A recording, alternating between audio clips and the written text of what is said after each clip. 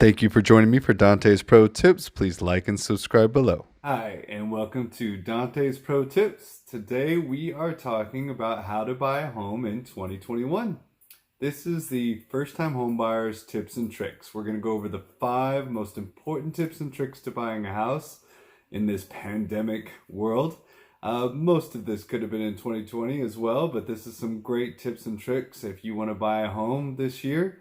This is what you should do. So join me for 2021 top 5 tips. Let's start right out. We're going to go with tip number 5. You are going to check your credit first. Now here's the trick. You've got to call around to different lenders, mortgage professionals, banks, whomever you can get a hold of and say, hey, if I try to do a loan application through you, will you please provide me a copy of my credit report with scores and everything right after I apply? Now, many won't. Some will. Hopefully you can find the one that will, because what you want is you want to have this credit report in front of you so you know your scores, you know what everybody's seeing in your profile, and you have the ability to go ahead and then call around and find out what rates, programs, stuff you might qualify for without having everybody have to repull your credit and everybody have to take a loan app on you. Now, yes, if you find a bank that you really like their programs and their rates for you, you will have to apply there as well. They can't usually accept your old credit report. So definitely know that that's going to be something you'll do. But you might even notice by looking at your credit report some errors, some issues, some things that weren't done right or not reported right. And this will be the only chance where you might be able to fix something that might have gotten you turned down that you didn't even know about. In fact, I have another video, podcast one for credit tips that'll help you boost your credit score by up to 100 points in a month. So definitely check that one out. I'll leave details below. But for right now, the main tip, get a copy of that actual credit report. Not the Credit Karma one, not just the Equifax one, not just the Experian one. I mean all 3 bureaus.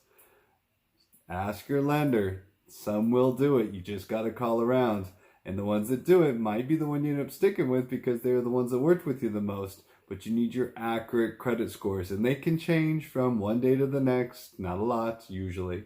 And they can change if you have your credit pulled a whole bunch of times, even to buy a car or do something during this process. A month goes by and you pay a bill late or charge up credit cards. So these aren't guaranteed, but this will get you a great chance to get started in the right direction. Top credit tip 4, get a written pre-approval. This goes hand in hand with credit tip 5. You'll have gotten that credit report, hopefully. You'll have found the lender that's giving you the best program, whether it's the lowest down payment, the lowest interest rate, both, whatever.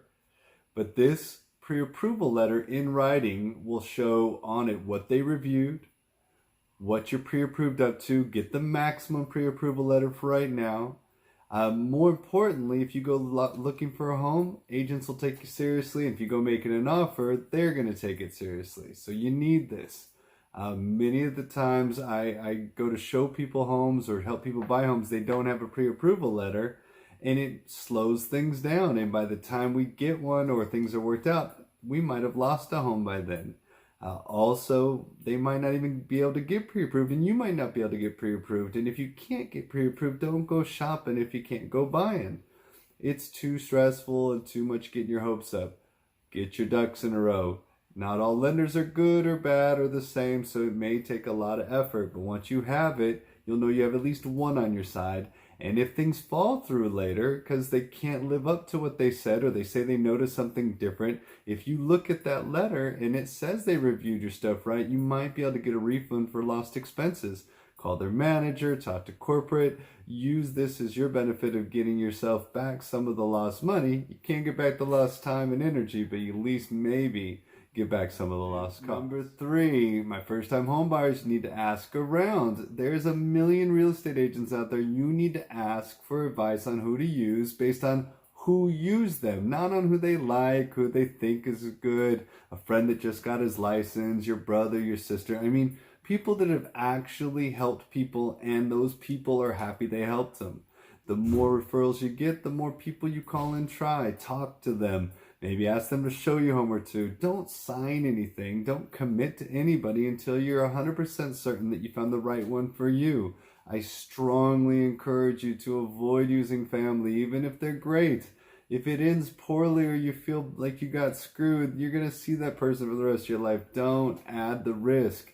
Also, I don't suggest you use a newbie. You're already a newbie. Why combine the two? The risk of them making a mistake and then you not knowing it is too great. It's too big a purchase. It's too big a risk. Don't use a newbie unless you just absolutely have to. So shop around, get somebody you like. Don't sign anything until you're sure, and then use that person and use them to help you on your side. Think of it as you're getting your real estate attorney as your realtor, and the seller has their own real estate attorney as their realtor. You've got your side, they got theirs. It's going to be a fight. Your guy goes in for you. You need somebody you can count on, somebody that can fight for you, somebody can negotiate for you. Pick wisely. Number 2, search Zillow or Trulia for your home. There may be other websites out there, but this is the biggest ones. And they not only have all or mostly all the real estate deals on there, they have all of the for sale by owner listings on there. So that means if somebody doesn't want to pay a realtor, they'll put it up themselves into Zillow, and your realtor may not be keeping as close an eye on it because they see what's called the MLS. It's the multiple listing service. They see the listings that other agents put up there, and of course they should. Those ones guarantee a paycheck. The for sale by owners don't. But a for sale by owner just means they don't have an agent representing them, and they're not offering up money for sure for your agent. 7 or 8 or even 9 times out of 10, they'll pay your agent to help you out. They just saving themselves money. Instead of paying for 2 agents, they're just going to pay 1. So your agent should help you. But if they won't find one that will, don't go in it alone, especially since many times these for sale by owners might be realtors or investors themselves, and they themselves might be trying to take advantage of you as the best way they can, and they should. They're the seller. They should take advantage of you. You're the buyer. You should get help from being taken advantage of. Get the right help. Look at the right places. Check out Zillow or Trulia. Get your agent to get you in the door. If your agent won't call or do it, get another agent. Find somebody that will take care of you and represent you properly in this negotiation. Number 1 tip and trick is make sure you have enough money. Okay, it's not even a full tip, but it is something you need to do. Yes, you may have lucked out and you qualify for down payment assistance through a local city or state grant or down payment assistance. That's wonderful, but that is not going to get you in free.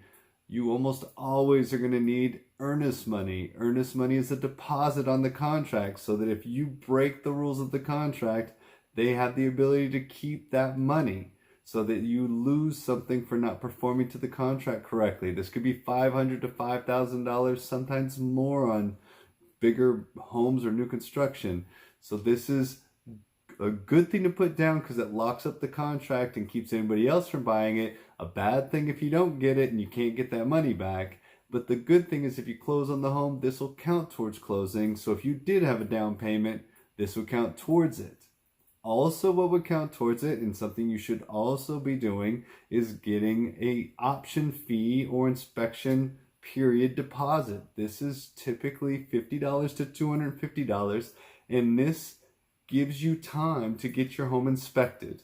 It gives you time for anything. 2 days later after signing the contract, you get cold feet and want to back out. You'll only lose your option fee. It sucks, but it's not the end of the world. You get your earnest money back. It happens. Lose your job, something weird happens. There may be other ways to get out of a contract, but this is the easiest way because it's just changing your mind. You're going to need that money. Yes, it usually counts towards closing as well if you check the right box. Also, if you're going to do an inspection period, you should do inspections. I don't care how great the house looks. I don't care how new it is. You should get inspections. The worst thing that'll happen is you'll find out everything's perfect, but 99.9% of the time, everything's not perfect. And even though the seller may not fix everything or anything, at least you'd have a list of stuff that you may fix later, or you could back out of the contract and get your earnest money back. This fees will run $500 to $1,500 usually, depending on how many different inspectors, and you won't get this money back. So use it wisely. Pick the right house and make sure that you're going to be able to negotiate your situation properly. Now, that also brings us to the down payment and closing costs and taxes and insurance. This is all stuff you would need at closing that your lender should have told you. If you're doing a down payment assistance program, that's great, but there's closing costs that aren't even listed in the contract. There's taxes and insurance that you don't see in the contract for the dollar amount. So if you write a contract and you're putting zero money down and you go to closing, you're going to need money unless you negotiate the closing costs and taxes and insurance to be paid by seller. But this number you'll have to get from your lender. It'll be an estimate, and you've got to A, negotiate it, and B, hope the bank appraises the property for enough to allow this to work out. Oftentimes you may have to raise your offer to roll it in, but most of the time, especially in this pandemic market, you're going to need to bring that money because homes are being bought too quickly and there's too many people going after it. So you won't be able to roll stuff in like you used to. So definitely have money for that. And sometimes your lender's going to need you not to be flat broke when you close. You may need to have several months of savings. So get with them, ask them, hey, do I need reserves? A reserve is a month of mortgage payment. So if I have 3 months reserves, I have 3 mortgage payments in my 401k or in my savings or in my checking or in something. Make sure that if you need that, you have that. Most of the time, if you have a lower credit score below 640, you're going to need at least 3 months reserves. If you're using down payment assistance, you're usually going to need at least 3 months reserves. These things you need to ask your lender. Finally, your bonus tip. This is one nobody ever gets, but you need to ask, hey lender, do you offer MCC? This is a mortgage credit certificate program. This means that every year you live in that home, you're going to get a percentage back of the interest you paid on the home. This could be up to 40% of this interest. This could be thousands of dollars a year over the life of that loan that you live in that house. Yes, you have to live in it as your primary residence, claim it on your taxes, but you get up to 40% of the interest back. It is the biggest savings, best deal ever that 95% of people don't know about, and 99% of your lenders won't tell you. It's the best thing to do. It won't help you with the contract, won't help you with negotiation. Nobody needs to be a part of it. It usually has a little bit of fees attached and a class that you have to take, but you want an MCC.